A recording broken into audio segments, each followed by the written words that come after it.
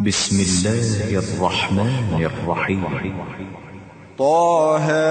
ما أنزلنا عليك القرآن لتشقى إلا تذكرة لمن يخشى تنزيلا ممن خلق الأرض والسماوات العلى الرحمن على العرش استوى له ما في السماوات وما في الأرض وما بينهما وما تحت الثرى وإن تجهر بالقول فإنه يعلم السر وأخفى الله لا إله إلا هو له الأسماء الحسنى وهل أتاك حديث موسى إذ رأى نارا فقال لأهلهم كثوا إني آنست نارا لعلي آتيكم منها بقبس أو أجد على النار هدى فلما أتاها نودي يا موسى إني أنا ربك فاخلع نعليك إنك بالواد المقدس طوى وأنا اخترتك فاستمع لما يوحى إنني أنا الله لا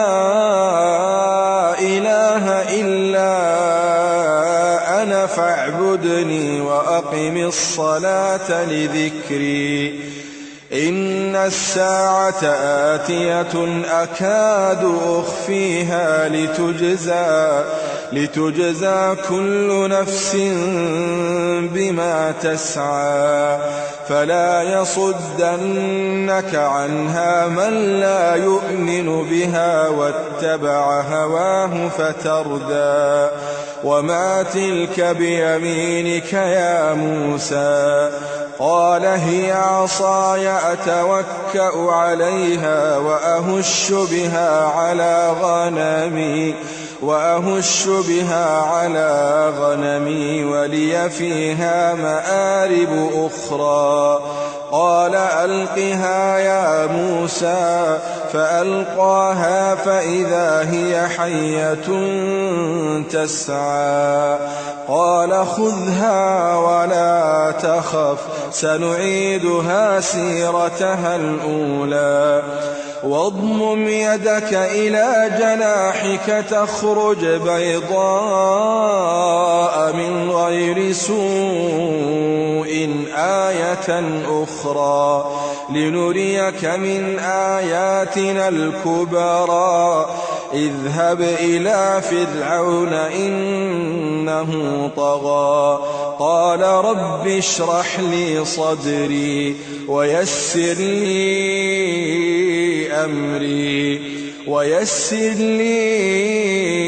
أمري واحلل عقدة من لساني يفقه قولي واجعل لي وزيرا من أهلي هارون أخي أشدد به أزري وأشركه في أمري كي نسبحك كثيرا ونذكرك كثيرا إنك كنت بنا بصيرا قال قد أوتيت سؤلك يا موسى ولقد مننا عليك مرة أخرى إذ أوحينا إلى أمك ما يوحى أن اقذفيه في التابوت فاقذفيه في اليم فليلقه اليم بالساحل فليلقه اليم بالساحل يأخذه عدو لي وعدو له وألقيت عليك محبة مني ولتصنع على عيني إذ تمشي أختك فتقول هل أدلكم على من يكفله فرجعناك إلى أمك كي تقر عينها ولا تحزن وقتلت نفسا فنجيناك من الغم وفتناك فتونا فلبثت سنين في أهل مدين ثم جئت على قدري يا موسى واصطنعتك لنفسي اذهب أنت وأخوك بآياتي ولا تنيا في ذكري اذهبا إلى فرعون إنه طغى فقولا له قولا لينا لعله يتذكر أو يخشى قالا ربنا إننا نخاف أن يفرط علينا أو أن يطغى قال لا تخافا إنني معكما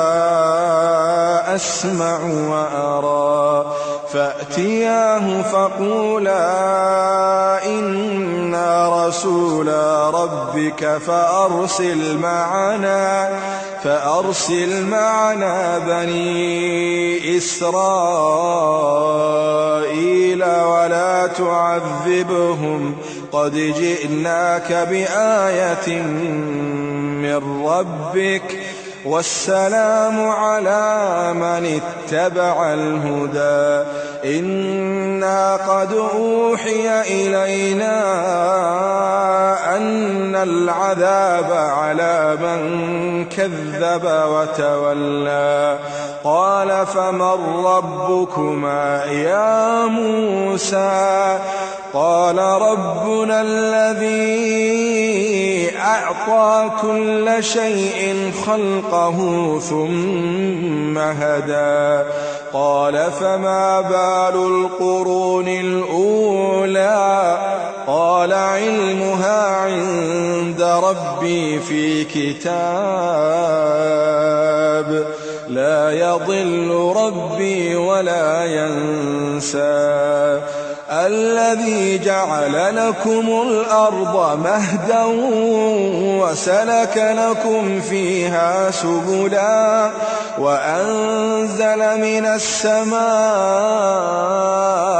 ماء فأخرجنا به أزواجا من نبات شتى كلوا وارعوا أنعامكم إن في ذلك لآيات لأولي النهى الذي جعل لكم الأرض مهدا وسلك لكم فيها سبلا وأنزل من السماء ماء فأخرجنا به أزواجا من نبات شتى كلوا وارعوا أنعامكم إن في ذلك لآيات لأولي النهى منها خلقناكم وفيها نعيدكم ومنها نخرجكم تارة أخرى ولقد أريناه آياتنا كلها فكذب وأبى قال أجئتنا لتخرجنا من أرضنا بسحرك يا موسى فلنأتينك بسحر مثله فاجعل بيننا وبينك موعدا لا نخلفه نحن ولا أنت مكانا سوى قال موعدكم يوم الزينة وأن يحشر الناس ضحى فتولى فرعون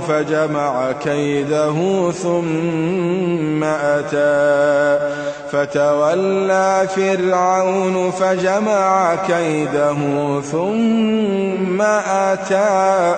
قال لهم موسى ويلكم لا تفتروا على الله كذبا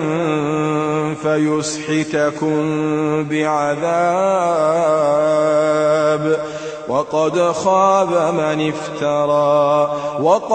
خاب من افترى فتنازعوا أمرهم بينهم وأسروا النجوى قالوا إن هذان لساحران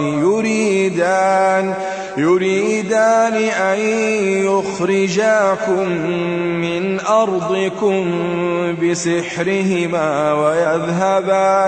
ويذهبا بطريقتكم المثلى فأجمعوا كيدكم ثم أتوا صفا وقد أفلح اليوم من استعلى قالوا يا موسى إما أن تلقي وإما أن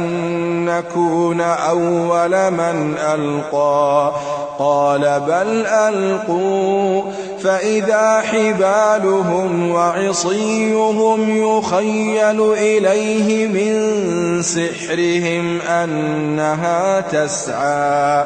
فأوجس في نفسه خيفة موسى قلنا لا تخف إنك أنت الأعلى وألق ما في يمينك تلقف ما صنعوا إنما صنعوا كيد ساحر ولا يفلح الساحر حيث أتى فألقي السحرة سجدا قالوا آمنا برب هارون وموسى قال آمنتم له قبل أن آذن لكم إنه لكبيركم الذي علمكم السحر فلأقطعن أيديكم وأرجلكم من خلاف ولأصلبنكم في جذوع النخل ولتعلمن أينا أشد عذابا وأبقى قالوا لن نؤثرك على ما جاءنا من البينات والذي فطرنا فاقض ما أنت قاض إنما تقضي هذه الحياة الدنيا إنا آمنا بربنا ليغفر لنا خطايانا وما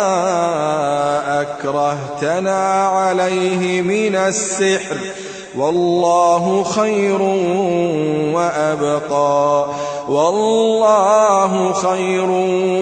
وأبقى إنه من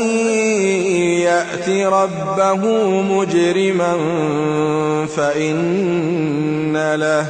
فإن له جهنم لا يموت فيها ولا يحيا ومن يأته مؤمنا قد عمل الصالحات فأولئك لهم الدرجات العلى جنات عدن تجري من تحتها الأنهار خالدين فيها وذلك جزاء من تزكى ولقد أوحينا إلى موسى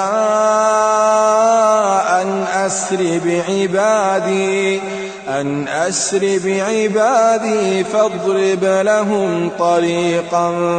في البحر يبسا لا تخاف دركا ولا تخشى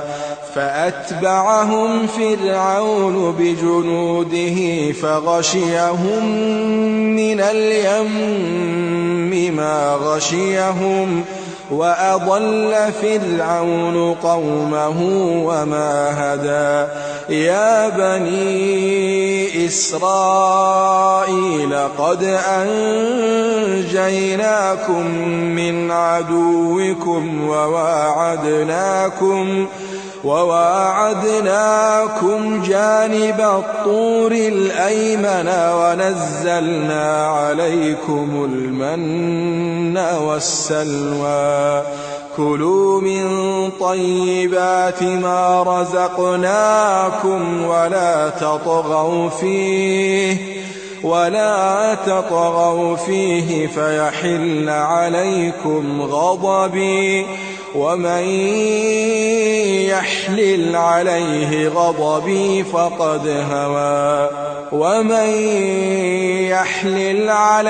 غضبي فقد هوى وإني لغفار لمن تاب وآمن وعمل صالحا ثم اهتدى وما أعجلك عن قومك يا موسى قال هم أولئك على أثري وعجلت إليك رب لترضى قال فإنا قد فتنا قومك من بعدك وأضلهم السامري فرجع موسى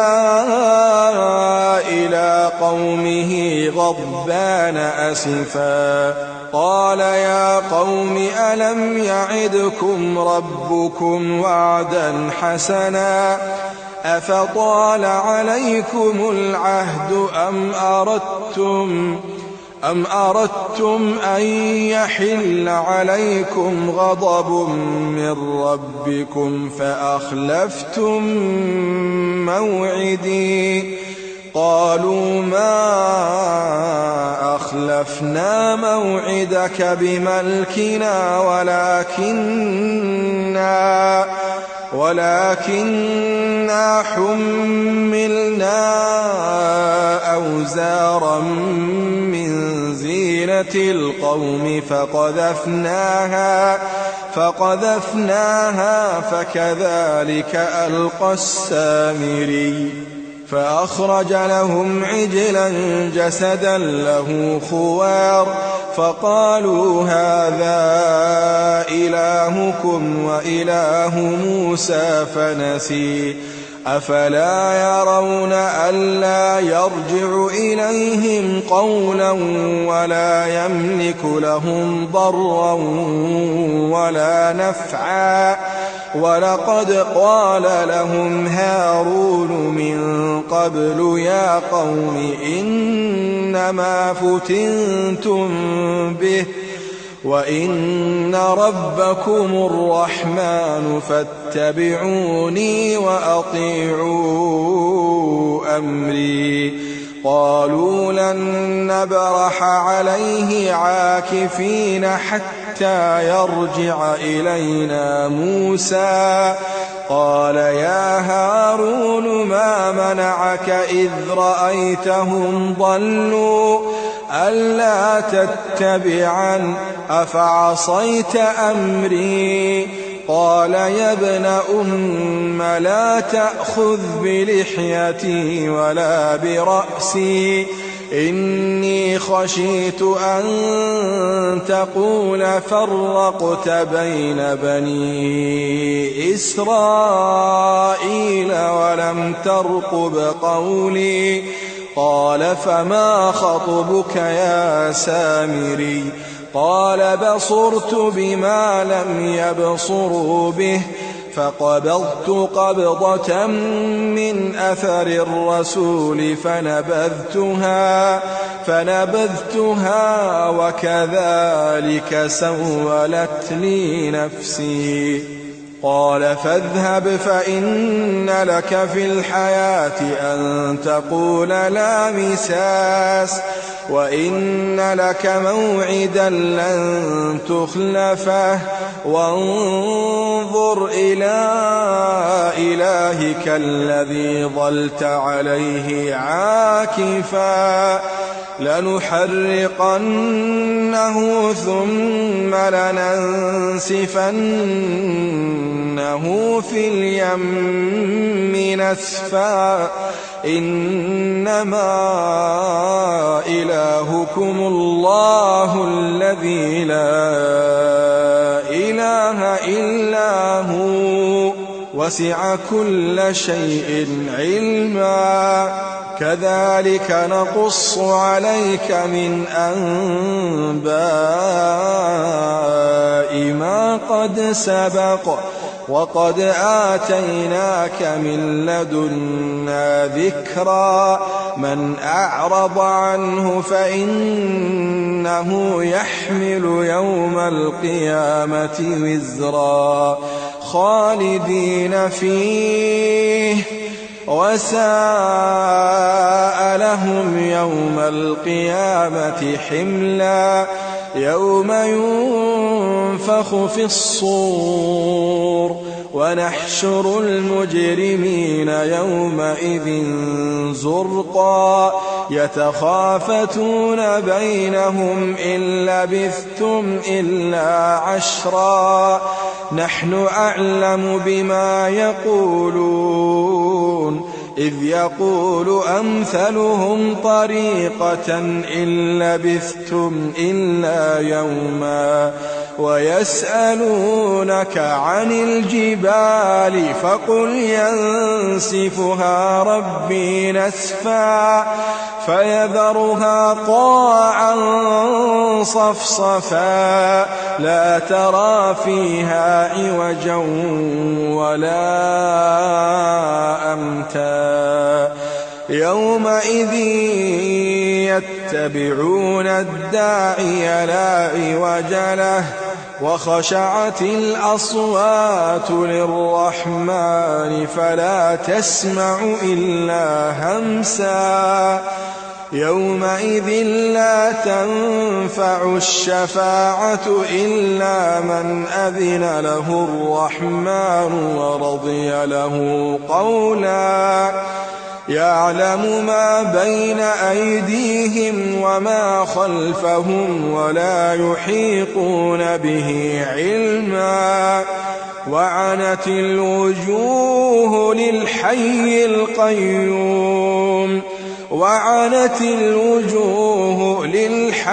القيوم وقد خاب من حمل ظلما ومن يعمل من الصالحات وهو مؤمن فلا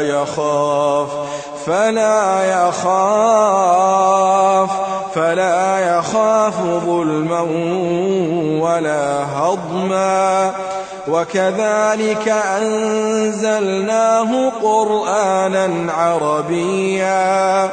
وصرفنا فيه من الوعيد لعلهم يتقون أو يحدث لهم ذكرا فتعالى الله الملك الحق ولا تعجل بالقرآن من قبل أن يقضى إليك وحيه وقل رب زدني علما ولقد عهدنا إلى آدم من قبل فنسي ولم نجد له عزما وإذ قلنا للملائكة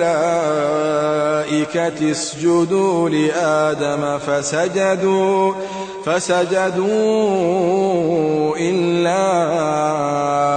إبليس أبى فقلنا يا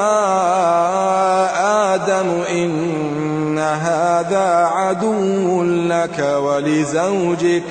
فلا يخرجنكما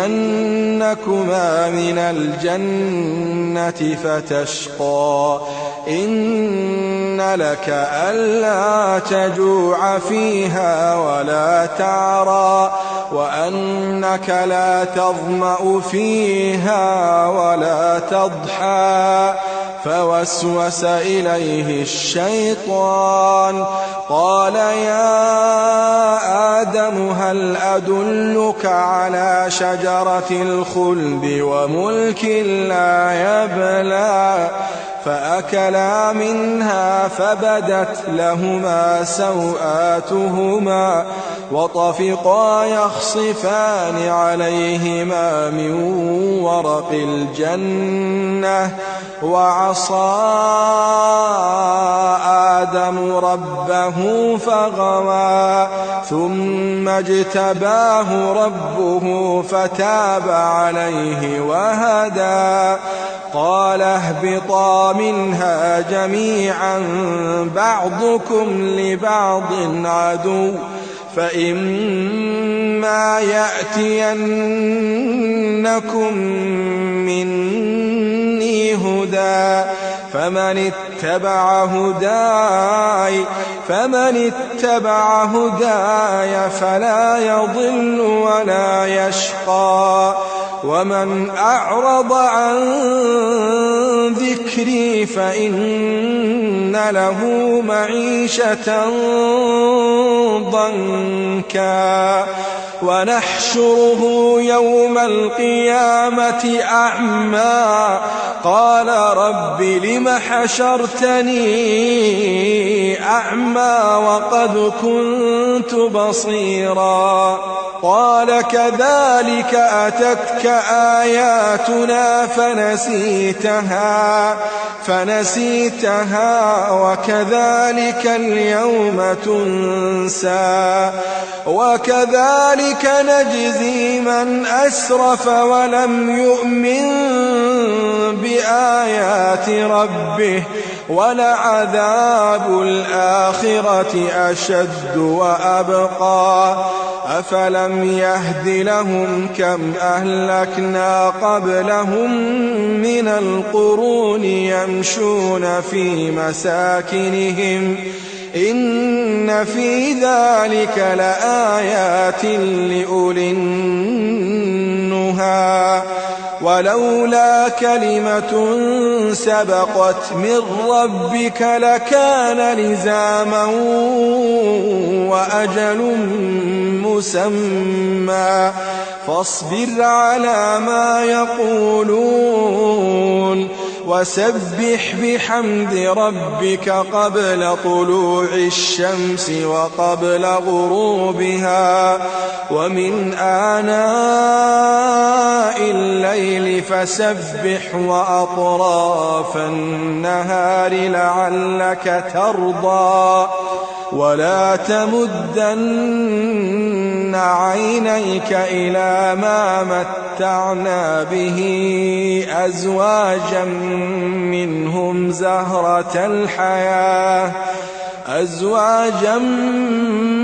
منهم زهرة الحياة الدنيا لنفتنهم فيه